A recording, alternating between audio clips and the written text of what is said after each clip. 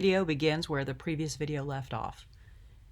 So here's another beautiful little chart that someone has nicely put together for us to show, again, the aperture. So you can see this one starts with 1.4 and moves to f16. And it's showing you depth of field as related to the lens. So here's when we're talking about the depth of field. You see the blue or teal box. And here's the photographer with his camera, and he's in the same place in all three shots. And at f2.8, he has a very narrow depth of field. The only thing that is in focus is, here's what he's focusing on. The red line is where he's focusing. Is to the left and to the right, the field. And this number, this math, this measurement is different for every lens.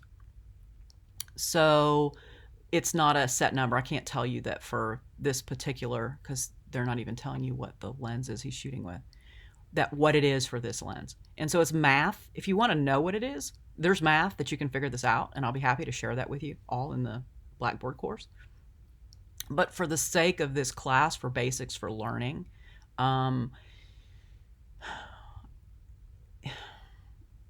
is it really worth frustrating yourself in the beginning to know this exact depth of field, or is it easier just to set it up, take the shot, and see what it gives you, and learn your own equipment that way as visual learners?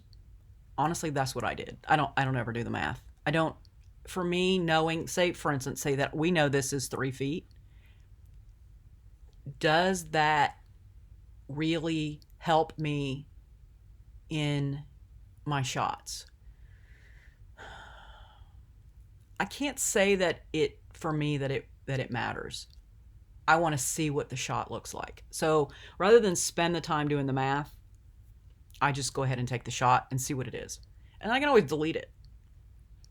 So for this lens that he stopped this all the way up to 2.8, and he's focused on this bush, tree trunk. I'm not quite sure what that is.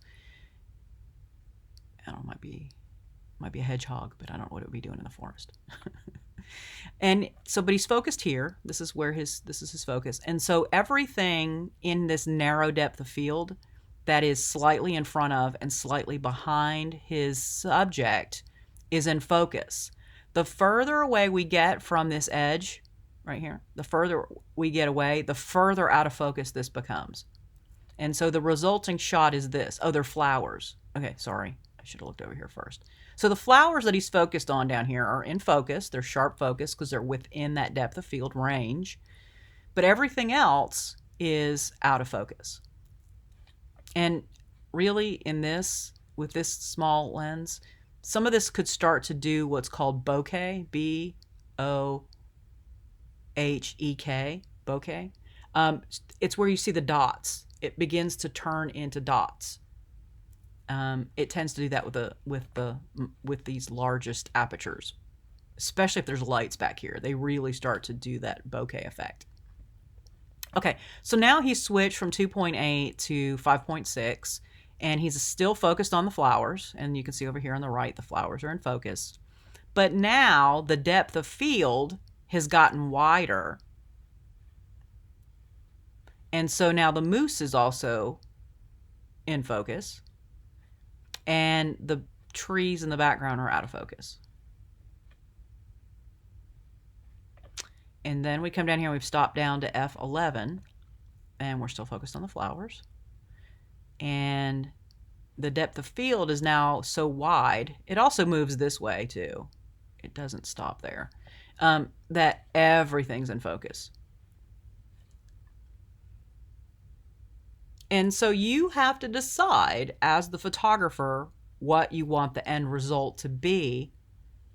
Which of these photos is it that you want to take for whatever you're working on, your client, your project?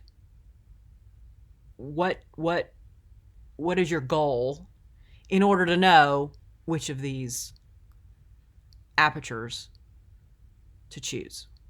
And while you're out there, it's a nice day, It doesn't take much, takes a few seconds to just stop it down and take the next shot. And I recommend doing that, especially in the beginning when you're learning. Just in case somebody changes their mind, because you're never going to get that again. Flowers, moose, a beautiful sunny day, all lined up. That's something people go out. I know landscape photographers. I have friends who are landscape photographers. I've taken classes from landscape photographers. I've done landscape photography.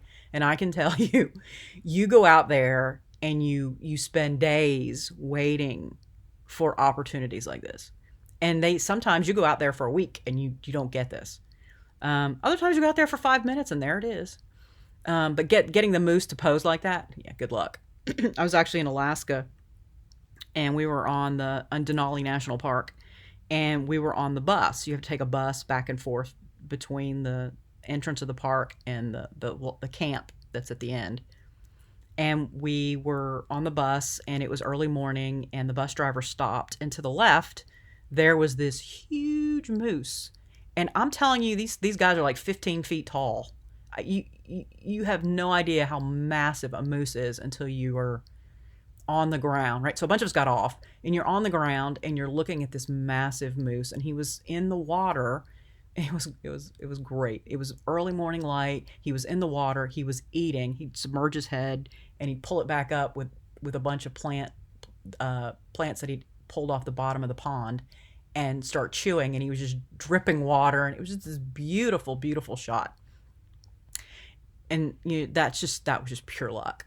And I have some others that you guys saw in 1020 that I took of a bear in Denali, and he was just eating blueberries. The bus was driving by, stopped. Half the people on the bus started screaming because bear. But he wasn't interested in humans. He had blueberries, and he was just chowing down. And so I got some great shots of the bear eating blueberries. And then I later in Photoshop brought together the bear and the mountain and created a composition that didn't even exist. So getting these kinds of great shots is not something that you just happen upon easily. So when you are in that situation, shoot everything you can think to shoot that you might need. Because what happens if you go out and you just shoot this and someone's like, oh, there was a moose. Why didn't you get him in focus? And you could have just spent a few seconds, minutes taking extra shots and gotten the shot. So just learn from my mistakes. Take all the shots you can. Because I used to shoot film and I didn't know what my shots looked like until after I got home and processed my film, and then it was just definitely too late to retake the shot. Okay, so there's a link over here that you guys can access for more information.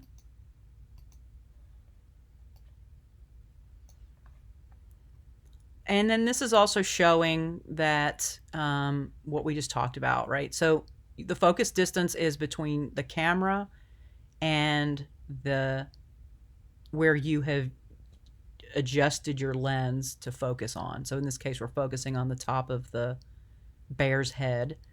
And you see that a narrow depth of field, this is what's in focus. And this is what's out of focus. And then as you stop down, you open up that depth of field. So say this is a 2.8 and this is a 22. Okay, so f22 here, this is considered to be wide open, which is at its largest f-stop for most lenses. And again, you may have a lens that goes even smaller, f32. There are some that f64. And as you do that, you see what happens. Everything in this photo is in focus. This looks like Banff, Canada. The tree in the foreground's in focus. The trees in the middle ground are in focus. The mountains in the midground are in focus. And while it's not perfectly in focus, and it's never going to be because of atmosphere are the water droplets that hang in the air. This is never going to be perfect in focus, but it's pretty sharp. I mean, we can see the mountain in quite a bit of detail. Also, the clouds are in focus. This is another frustrating thing with landscape photography is clouds move. And you don't always realize how much they move until you're trying to shoot on a windy day or they're just trucking across the sky and you just can't get this perfect in focus cloud in your background. What worked here was this was probably taken, it depends on the time of year, but this was probably taken mid-afternoon, around 3 or 4 o'clock, 5 o'clock. Let's see, it's summer. It's summer. So maybe we're closer to, and we're in Canada, maybe we're closer to 7 or 8 o'clock at night, because up there in the summer, the sun doesn't set until 11, 12 o'clock at night. I lived in Idaho for a while, and it was very hard to get used to the sun going down at 10:30 at night in the summer. So we're probably very late in the afternoon, their afternoon. And you've got the nice light that allows you to get these perfect clouds. Okay, so this was shot with f/22. I know this was shot with f/22 because I took this off the internet and they said they shot it with f/22. Okay, conversely, these are called Mexican hats. They're a type of flower, native plant that grows here in Georgia and across the entire south of the United States.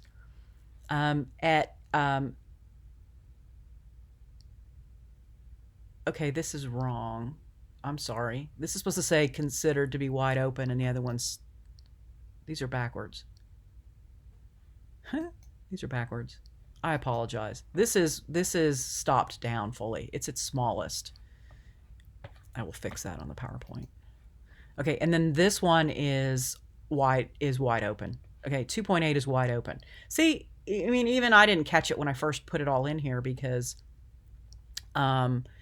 these numbers can be confusing.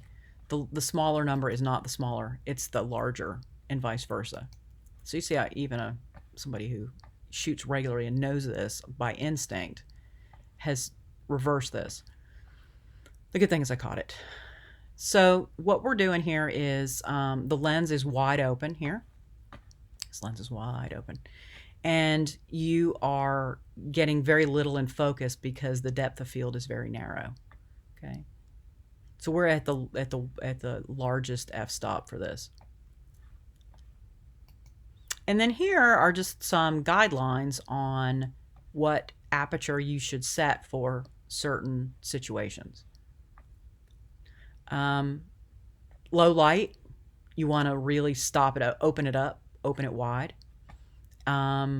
Here we're taking a picture of a guy against a background, so he's pretty close to the camera, so you could use the f2. Here he's now running, and we're a little further away from him, so f2.8 is a good starting place. Here we've zoomed in on a bird in the branch, f4. Here we have a group of people that we're taking a portrait of, f5.6. Landscape, f8. Now, because everything's so far away from you at f8, you're going to have really sharp clarity on this, and this will all fall within your depth of field. So now we're shooting the bee and the flower. We're at f11. And then we've got a flower, a middle ground, and the mountains, and we want all this to be in focus. So f16 or higher. Okay. And we're going to stop this video here and pick up in the next one with shutter speed.